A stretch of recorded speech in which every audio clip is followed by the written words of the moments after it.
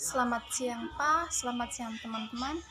Nah, hari ini saya akan membahaskan hasil kerja tugas saya yang berjudul konsep organisasi dan konsep manajemen. Nah, saya akan membahas konsep dasar organisasi. Manusia adalah makhluk sosial. Karenanya, setiap manusia akan saling memerlukan dalam memenuhi kebutuhannya. Antara sesama manusia juga dituntut untuk saling kerjasama, saling menghargai, dan menghormati untuk mempertahankan hidupnya di muka bumi ini. Dari adanya alasan tersebut menjadikan salah satu pendorong bagi manusia untuk membentuk satu perkumpulan yang disebut organisasi. Ia pun merupakan sumber penting aneka macam karir dalam masyarakat. Nah, pengertian organisasi, berbagai literatur tentang organisasi dan manajemen telah memberikan definisi tentang organisasi dengan berbagai cara tergantung segi tinjau ataupun pendekatannya.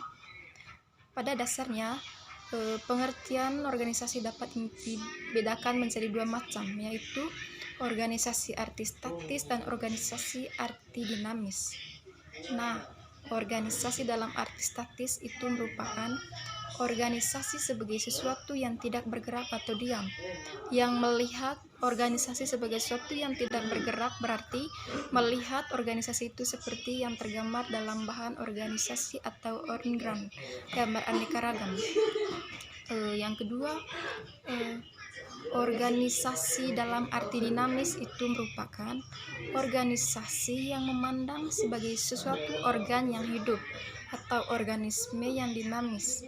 Memandang organisasi sebagai organisme yang dinamis berarti memandang organisasi tidak hanya dari segi bentuk dan wujudnya, tetapi juga melihat organisasi itu dalam segi isinya. Berikut berbagai macam pandangan tentang organisasi dalam arti dinamis sebagai berikut. 1. Organisasi dalam arti dinamis berarti organisasi itu juga selalu bergerak mengadakan pembagian tugas atau pekerjaan sesuai dengan sistem yang telah ditentukan secara teratur. Kemudian organisasi itu akan mati. Hal ini merupakan ancaman dan tantangan yang mau tidak mau harus dapat diatasi. Kematian organisasi merupakan tantangan dalam arti bahwa orang-orang yang berhubungan dalam organisasi itu diharapkan dengan berbagai masalah atau persoalan dalam tingkat atau kadar persoalan yang berbeda-beda. Kita akan melanjutkannya, yaitu organisasi sebagai sistem kerjasama dapat diartikan dengan berbagai cara, yaitu 1. Organisasi sebagai sistem kerjasama adalah suatu sistem mengenai pekerjaan-pekerjaan yang dirumuskan dengan baik dan masing-masing pekerjaan itu mengandung wewenang, tugas, dan tanggung jawab tertentu yang memungkinkan orang-orang dari suatu organisasi dapat bekerja sama secara efektif dalam usaha mencapai tujuan bersama. Nah, organisasi sebagai proses pembagian tugas dapat diberi pengertian dan berbagai cara, yaitu sebagai berikut.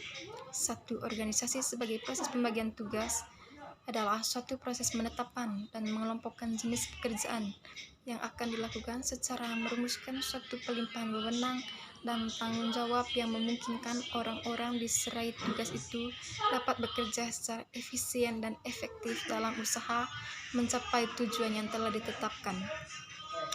B. Organisasi-organisasi yang diklasifikasikan berdasarkan sasaran pokok. Sasaran para anggota. Kita dapat mengklasifikasikan sesuatu organisasi sesuai dengan sasaran-sasaran khusus para anggotanya yang berusaha dipenuhi. Sebagai contoh, dapat dikemukakan adanya hal-hal berikut. 1. Organisasi pelayan, organisasi-organisasi ekonomi, organisasi-organisasi religius, organisasi-organisasi perlindungan, dan organisasi-organisasi pemerintah. Pandangan umum tentang organisasi-organisasi. Apabila orang-orang berinteraksi untuk mencapai sasaran-sasaran individual maupun sasaran-sasaran bersama, maka terdapatlah suatu organisasi. Sebuah organisasi dapat dikatakan struktur berdasarkan peranan, hubungan, aktivitas, dan sasaran-sasaran.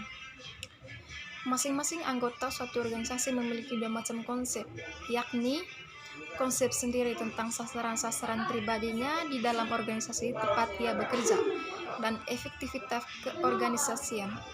Kedua macam konsep itu perlu diintegrasi. Di samping itu, efektivitas keorganisasian mengharuskan adanya suatu integrasi dari semua konsep-konsep individual dari sasaran-sasaran organisasi yang bersangkutan menjadi sebuah konsep bersama menyeluruh dan sasaran-sasaran organisasi yang ada.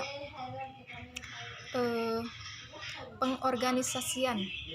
Pihak manajemen perlu menetapkan tugas-tugas apa yang perlu dilaksanakan, siapa yang harus melaksanakannya, dan siapa saja yang akan mengambil keputusan-keputusan tertentu tugas-tugas tersebut. Dalam dua nyata, banyak kondisi yang mempengaruhi bagaimana pengorganisasian akan dilaksanakan. Aktivitas manusia yang berorganisasi timbul karena suatu, yaitu adanya pembagian kerjasama yang logis dan suatu sistem koordinasi.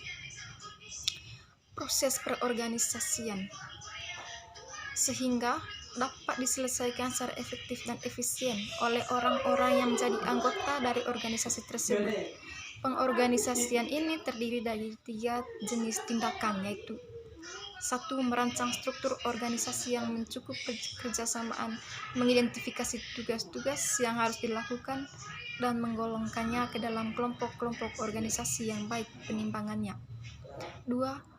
Mengidentifikasi dan mendelegasikan atau melimpahkan wewenang dan tanggung jawab. Adapun langkah-langkah yang dimaksud sebagai berikut.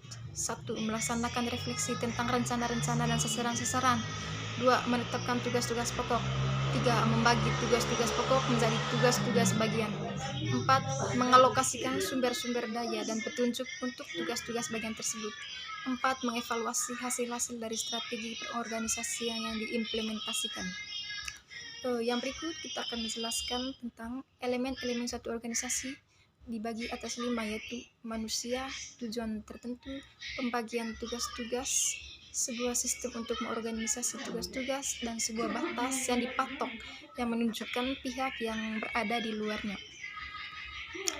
Nah, ini kita akan menjelaskan bagian manajemen dalam organisasi.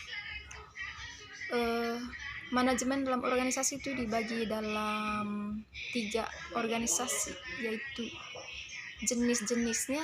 A. Organisasi politik yang memiliki tujuan untuk menyalurkan aspirasi rakyat melalui aturan kelembagaan politik tertentu, atau bisa juga organisasi politik bertujuan untuk meraih kursi kekuasaan sebanyak-banyaknya agar perannya sebagai pembawa aspirasi rakyat dapat diwujudkan secara optimal. B. Organisasi sosial. Organisasi ini memiliki tujuan yang berbeda dengan organisasi politik. C. Organisasi bisnis. Organisasi bisnis ini ialah bertujuan untuk memperoleh profit. Sekalipun tidak seluruh organisasi bisnis bertujuan untuk profit, namun profit adalah salah satu tujuan yang ingin dicapai oleh organisasi dimanapun. Organisasi bisnis ini adalah sekumpulan atau orang sekelompok yang memiliki tujuan untuk meraih profit dalam kegiatan bisnisnya, sehingga mereka dapat berupaya untuk mewujudkan tujuan tersebut melalui kerjasama dalam organisasi tersebut. 1. Pengertian manajemen.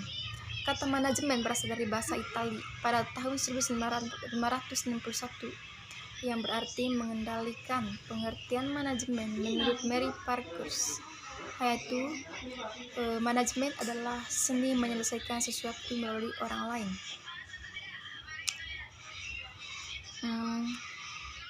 Maka akan tampak istilah manajemen mengandung 3 pengertian, yaitu manajemen sebagai suatu proses, manajemen suatu kolektivitas manajemen, dan manajemen sebagai suatu seni dalam ilmu.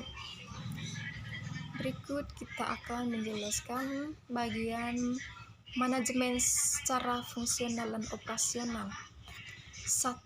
Fungsi-fungsi manajemen.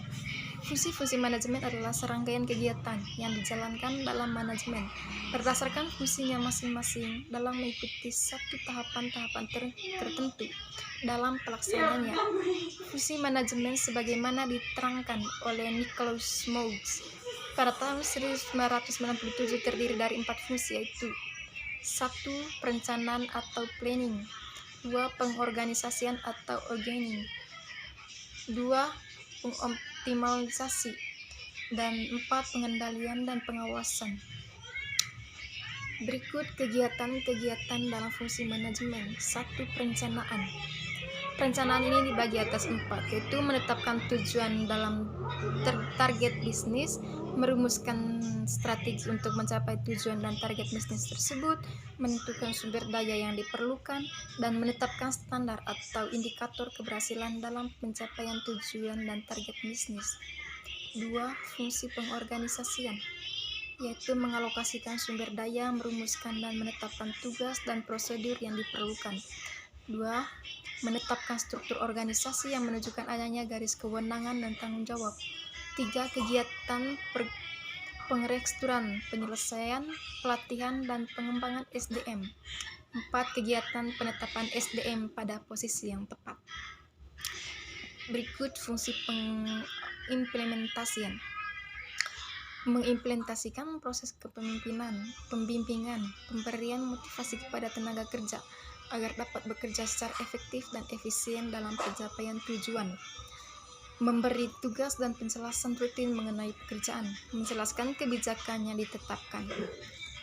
Fungsi pengawasan, yaitu mengevaluasi keberhasilan dalam pencapaian tujuan dalam target bisnis sesuai dengan indikator yang ditetapkan. Mengambil langkah-langkah klarifikasi dalam korektif menyimpang yang mungkin ditemukan. Melakukan berbagai alternatif solusi dari berbagai masalah yang terkait dengan pencapaian tujuan dan target bisnis.